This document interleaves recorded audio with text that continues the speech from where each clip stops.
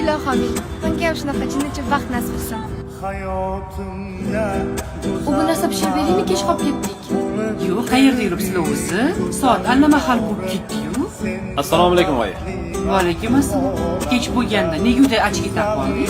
Ana so'ring oyi keliningizdan. Nima bo'ldi? O'qishimdan chiqmagan bir bola keldi. Keyin menga gap o'tdilar, ular urushib ketdilar. Hamma yog'ini qonqib tashladi.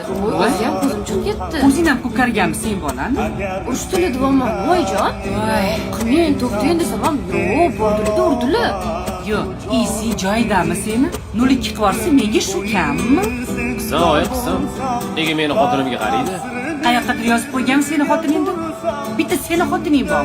A ko'z bo'lgandan keyin qaraydi, chiroyli bo'lsa. Urush kerakmi shuning uchun? Yo'q, men qanaqa qarab turaman unga qarasa. To'g'ri turish mumkin-ku. Turishingni qara. Yaxshimi shu endi? Yarashgan. Voy, qay. Ha, judagina yarashibdi. Ha endi. Nimadir tayyorlab beraymi, oyijon? Rahmat, qornim to'yda sizlarni ko'rib.